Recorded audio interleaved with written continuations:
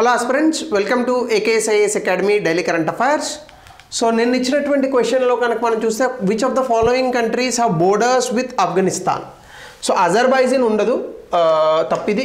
కిర్గిస్తాన్కి కూడా ఉండదు. So Tajikistan ఉంటుంది, Turkmenistan, Uzbekistan, because all of those are the northern side countries to Afghanistan. So answer is C.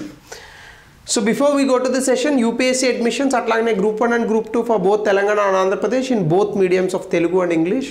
In case meelo evaraina interested ga unte kinda number ki call cheyandi. So alage inka ee roju topic entante Diwali vachestondi. So almost all inka 1 week time undi.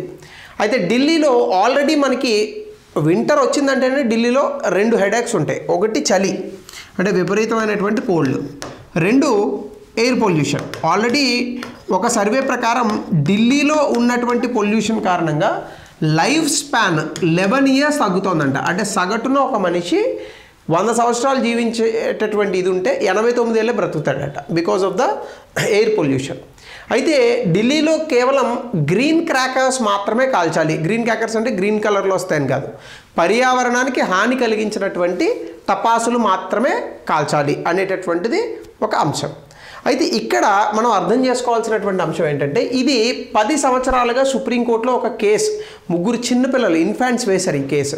So అప్పటి నుంచి నడుస్తోంది. దానికి సంబంధించి supreme court కొన్ని రకాలైనటువంటి guidelines జారీ చేసింది, కానీ అవి ఎవరూ పాటించట్లేదు. ఒకసారి మనం దాని స్టేటస్ని చూద్దాం. అంటే ముందుగా న్యూస్లో ఎందుకుందంటే ఢిల్లీ క్లీన్ దివాళీ సెలబ్రేషన్స్ కోసం రెడీ అవుతుంది. గ్రీన్ క్రాకర్స్ అనేటటువంటివి జెన్యూన్గా పొల్యూషన్ని తగ్గిస్తాయా అనేటటువంటి ప్రశ్న. ఇక్కడ సుప్రీంకోర్టు యొక్క పాత్ర ఏంటంటే ఫైర్ క్రాకర్స్ బ్యాన్. గతంలో అయితే అసలు పూర్తిగా ఈ యొక్క టపాసులు కాల్చడం అనేది బ్యాన్ చేశారు. ఇప్పుడు దీన్ని రిలాక్స్ చేద్దామని అనుకుంటున్నారు. ఎందుకంటే ఎన్వైరన్మెంటల్ ప్రొటెక్షన్, పర్యావరణ పరిరక్షణ ఎంత ఇంపార్టెంటో పబ్లిక్ సెంటిమెంట్స్ కూడా అంతే ఇంపార్టెంట్. ఈ రెండింటిని బ్యాలెన్స్ చేయాలని అనుకుంటున్నారు. సో అయితే 2018లో మనకి అర్జున్ గోపాల్ జడ్జ్మెంట్ అని ఒకటి ఉంది. ఈ అర్జున్ గోపాల్ జడ్జ్మెంట్ అనేటటువంటిది ఏం చెప్పిందంటే తక్కువ కార్బన్ ఉద్గారాలు ఉత్పత్తి చేసేటటువంటి గ్రీన్ క్రాకర్స్. గ్రీన్ క్రాకర్స్ అంటే మిగతా టపాసులతో పోలిస్తే ఇవి కొంచెం కార్బన్ డైఆక్సైడ్, కార్బన్ మోనాక్సైడ్ లాంటి వాటిని, గ్రీన్ హౌస్ గ్యాసెస్ని తక్కువ ఉత్పత్తి చేస్తాయి. సో అట్లానే మనం చూస్తే అసలు ఈ బిగినింగ్ ఆఫ్ లిటిగేషన్ అనేటటువంటిది 2015లో మొదలైంది. అంటే ఒక ముగ్గురు చిన్నపిల్లలు ఇన్ఫాంట్స్ తరపున కేసు వేశారు ఒక లాయరు. ఇదేంటంటే ఢిల్లీలో విపరీతమైనటువంటి టాక్సిక్ ఎయిర్ అంటే విషవాయువులు ప్రజ్వలిల్లడం అనేటటువంటిది పెరుగుతోంది. సో దీన్ని దయచేసి ఆపండి అని ఒక కేసు వేశారు. 2018లో సుప్రీంకోర్టు దీనికి సంబంధించి జడ్జిమెంట్ ఇచ్చింది. అసలు సాంప్రదాయబద్ధంగా కాల్చేటటువంటి టపాసుల్ని ఇక్కడ బ్యాన్ చేశారు. కేవలం గ్రీన్ క్రాకర్స్ని మాత్రమే కాల్చాలి. అవి కూడా central scientific industrial council of central scientific industrial research వాళ్ళు అప్రూవ్ చేసినటువంటి గ్రీన్ క్రాకర్స్ని మాత్రమే కాల్చాలి. అలాగే స్పెసిఫిక్ టైం స్లాట్స్లో మాత్రమే ఈ క్రాకర్స్ అనేటటువంటి వాటిని పేల్చాల్సి ఉంటుంది అనేటటువంటి అంశాన్ని కూడా అప్పుడు సుప్రీంకోర్టు చెప్పింది. అయితే ఈ గైడ్లైన్స్ ఎవరు పాటించలేదు. అయితే దీని తర్వాత నేషనల్ గ్రీన్ ట్రిబ్యునల్ ఈ యొక్క బ్యాన్ని ఇంకా కఠినతరం చేసింది. పూర్తి స్థాయిలో మొత్తం టపాసులు ఏవైతే ఉన్నాయో ఢిల్లీలో ముఖ్యంగా అత్యధికంగా గాలి కాలుష్యం ఉన్నటువంటి ప్రాంతాల్లో కాల్చకూడదు అని ఒక రూల్ పెట్టింది. 2018 సుప్రీంకోర్టు ఫ్రేమ్వర్క్ అండ్ జడ్జ్మెంట్ కన్నా ఇది ఒక అడుగు ముందుకేసింది. అయితే దీని తర్వాత ఏం జరిగిందంటే మనకి annual enforcement and year round ban 2021 నుంచి కూడా ఢిల్లీ పొల్యూషన్ కంట్రోల్ బోర్డు మొత్తం అన్ని రకాల ఫైర్ క్రాకర్స్ మీద బ్యాన్ విధించింది. 2023లో ఇది ఇంకా ఏం చేశారంటే కేవలం దివాళీ రోజే కాదు, అసలు మొత్తం ఇయర్ లాంగ్ అంటే పూర్తి స్థాయి సంవత్సరంలో ఎక్కడ ఎలాంటి ఏమంటారు ప్రదర్శనలు చేసుకున్నా, ఎక్కడ ఎట్లాంటి ప్రోగ్రామ్స్ చేసుకున్నా అసలు ఫైర్ క్రాకర్స్ అనేవే కాల్చకూడదు.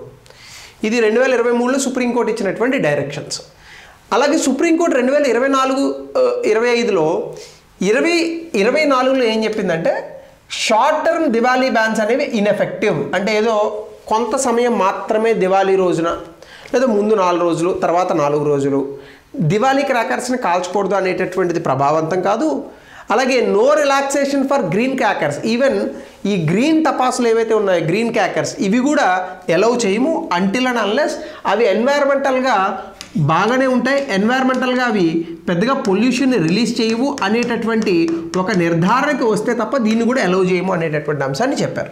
అయితే 2025లో సర్టిఫైడ్ మ్యానుఫ్యాక్చరర్స్ అంటే కొంతమంది తయారీదారుల్ని ఈ యొక్క గ్రీన్ క్రాకర్స్ అనేటటువంటి వాటిని తయారు చేయడానికి ఒప్పుకుంది.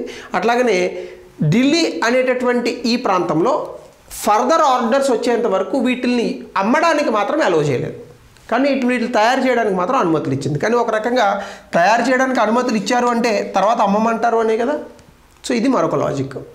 సో గ్రీన్ క్రాకర్స్ అంటే ఏంటి? First of all so national environmental engineering research institute అని ఉంటుంది.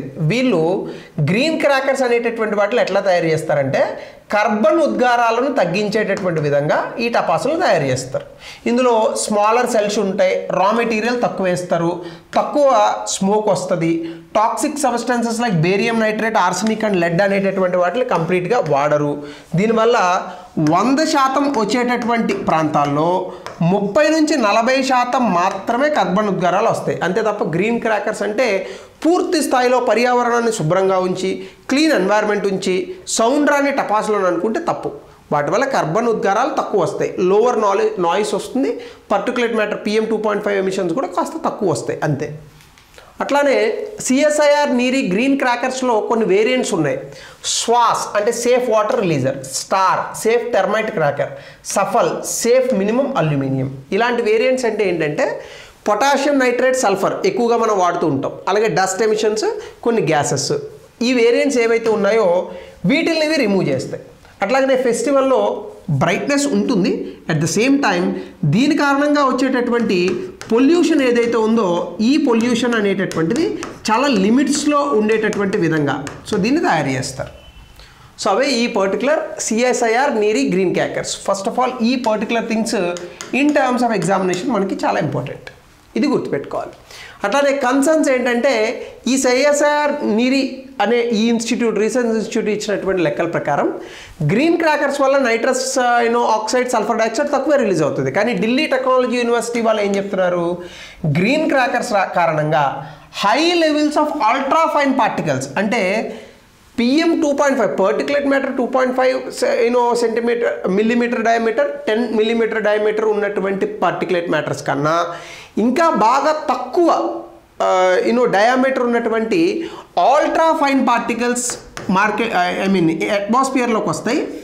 ఈ అల్ట్రా ఫైన్ పార్టికల్స్ అనేటటువంటివి కనుక లోపలికి వెళ్తే శ్వాసకోశ సంబంధిత వ్యాధులు అనేటటువంటివి ఇంకా ఎక్కువగా వచ్చి గుండెపోట్లు వచ్చి చచ్చిపోయే అవకాశం ఉంది. అంటే solution is better than a problem, అంటే solution is more problem than actually the solution.